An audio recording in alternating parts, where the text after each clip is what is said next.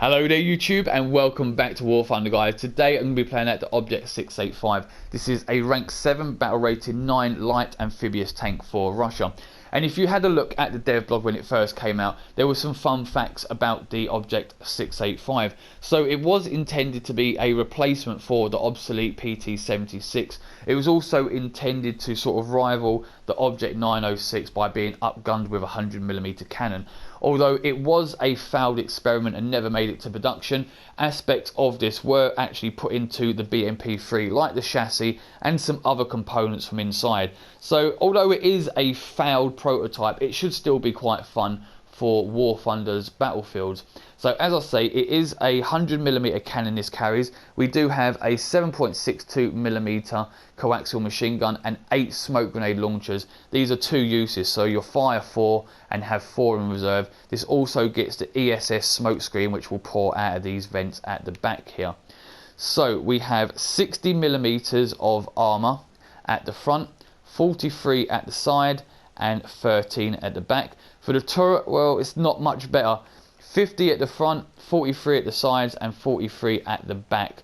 So if you get hit, you are going to go up. You are just going to explode. So please do not take full ammunition for this. Just limit it to probably 24 rounds or less. Because if you get hit in the ammo anywhere, I mean, God, even getting hit once with probably only half a dozen shells, you're probably going to blow up anyway. You get hull broken. But you know, it's one of them vehicles where you have to really be aware of your surroundings, be aware of the way the battle's moving, and try to keep yourself sort of in a concealed position. Because this is a very small tank, only 74% visibility, and it does have a decent top speed of 43 miles an hour. Obviously, I don't have the transmission and engine unlocked at the moment. I just golded through to the bits that I thought I might need.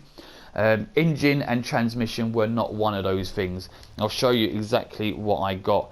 So I did the parts, the extinguishers, the BR412D round, the 3B M25, which is the APFSDS, and obviously night vision, horizontal drive, adjustment of fire, smoke grenades, laser rangefinder, ESS and filters. Oh, what did I click? What did I click? Oh shit, I took the rangefinder off. No, we don't want the rangefinder off, we need that. I actually put the research onto the engine, there we go. So yeah, it's got some decent modifications. It's actually got quite a lot of modifications. For such a small vehicle, it is very jam-packed with modifications. So you're going to have an ordeal grinding out. Thankfully, they're not too expensive. The first line's 20,000, then 19,000, 25,000 for this third line, 27 for the fourth line. So it might take you a bit of time. I'm not sure how effective this is going to be at 9BR. Personally, I feel the BR is a bit sketchy. You know, the Object 906 8BR absolutely stomps. It kicks ass. But it's kind of facing what it can kill. You know, if the worst case scenario with the Object 906 is you get up tiered to 9BR, but you can still kill at 9BR.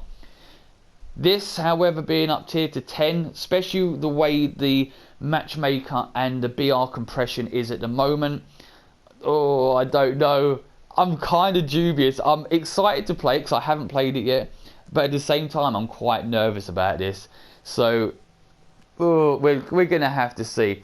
So we're going to go into the X-ray and look inside. So as you can see, we do have a fuck ton of ammunition.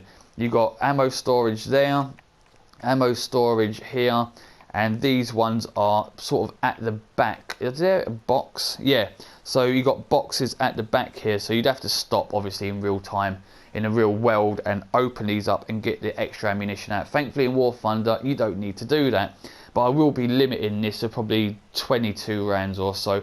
As you can see here at the back of the turret, we have 12-piece ammunition storage. This is for your automatic loader. So you will fire these 12 rounds and then you will have to reload. And I'm going to tell you now, do not fire all 12 of those. Do not do it. Try and save at least 1 or 2 rounds back, because it is painfully slow to restock the ammo storage. I don't know why it's so slow, but it is. So please be conscious of that. Also, which I'm a little bit, I don't know. I don't even know the words that I need. I don't understand, right? This is an amphibious vehicle, okay? I'm doing the air quotes, amphibious vehicle. It says so on their dev blog. It doesn't fucking float. It doesn't float. A nice little feature is, though, this little bit here flaps forward, you know, to push the bow wave away from coming up and over here. But it doesn't float. It really doesn't float. Another cool feature is that it ejects the ammunition, the empty shell casing, like on a T62 and that. But it doesn't float, guys. I don't know why, but it just doesn't. So what we're going to do is we're going to jump into a few games. Hope the BR compression's kind on us. Hope the matchmaker's kind. And we don't get really bad maps like Ash River or White Rock Fortress or Frozen Arse or anything like that. We want decent top tier maps. So guys, sit back, relax and enjoy today's gameplay. Okay guys, welcome to Abandoned Factory. God. Why can't I get a big map? Why can't I get European provinces or Folder or Volosklaminsk? No fucking way. No fucking way. I'm speechless. Okay guys, welcome to Jungle. Jungle at 9.3 or 9.7, whatever we're at. What's the T64A? I think that's 9.3. So yeah, 9.3 on the jungle map. Oh god damn it. Why, War Thunder? Why did you just put all of these maps into rotation? Do you hate us? Do you get some perverse pleasure from this shit? I think they fucking do. Okay, I'm going to try and make my way over here onto this little central island without being shot. God. Because that seems to be the running trend at the moment. Oh look, the little flappy bit flapped open. Is it going to flap shut? Yay! It flapped shut. And I didn't drown because it's like 2 inches of water. Okay, let's sit here and see if anything sort of comes round. I don't really want to push forward too much early game. This is a really small map for this sort of BR. And we're going to be facing some pretty hardcore tanks for this BR as well. So being a bit cautious to start off with is probably the best bet.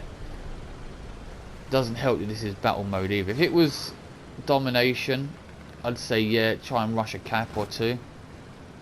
But at the moment, I'd rather just sort of sit back and chill. Holy fuck. Okay, we're going to sneak a little bit. We're going to sneak. Oh, got his gunner and loader. Thank you.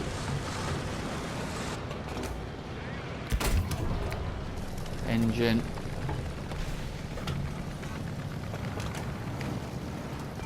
There we go, lovely. First one down. Would have preferred a one-shot kill, but still got 15 rounds left. Not sure if you did notice, I took 18 APFSDS and only 4 Heat FS just in case of light vehicles. You never know what you might come across. Oh shit. That's not one of ours, is it? Or is it? Oh, it is. Oh, thank God. Whenever I hear a helicopter in a light vehicle, I'm just like, no! Okay, let's sneak around here. With any luck, if I can get a good position over by these rocks, I might be able to take a few nice side shots from across the map. Scan. Okay, we've got something now. Ah, there we are. Okay, engine loader track. A little bit further forward. There we go. Another Type 74G.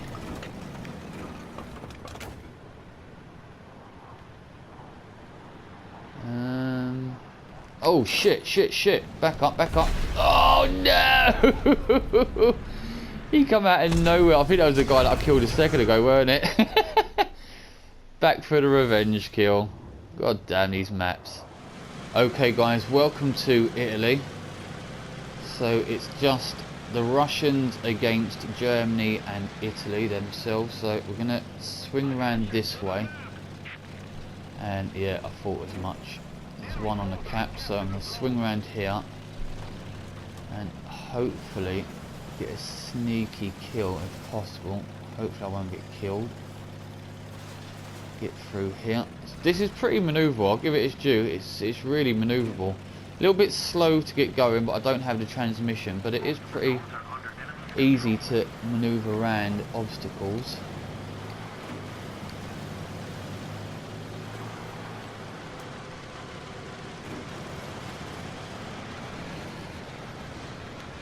Where's the one that is cat before?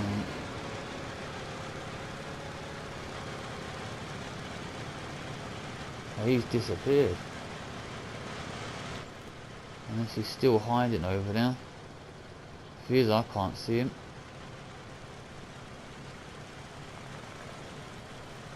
We're going to play it cautious. We're going to let these T-55s and the T-62 push up and do their thing. Hopefully flush the enemy tanks out. And we're going to sit back and basically let them clear the area a little bit. I don't want to drive forward and get shot. Okay, cap's been rolled. Makes you wonder where that tank went, because I got round here quite quickly. Shit. Okay, it's up the back there somewhere.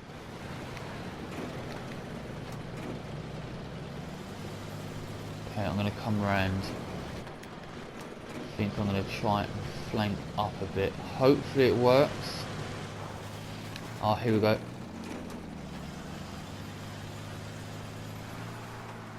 It's Leo 1, I believe. Yeah. Still believe there's a Leo A1A1 somewhere.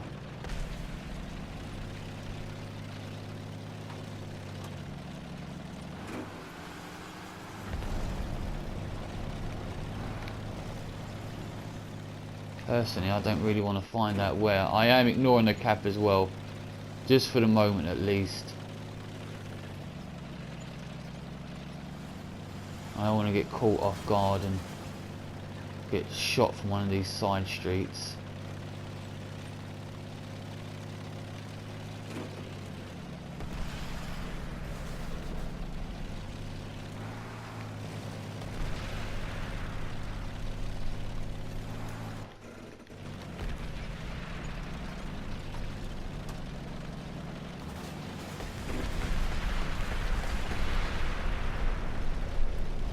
I think there's some up there.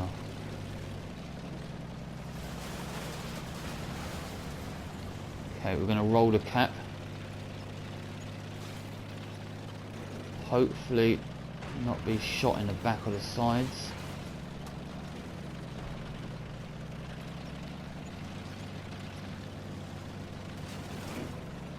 I think the best sort of defense I can mount at the moment is simply to keep on the move,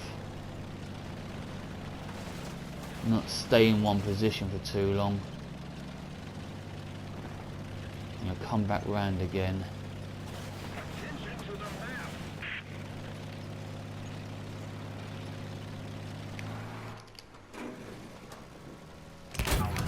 Okay, there's another one.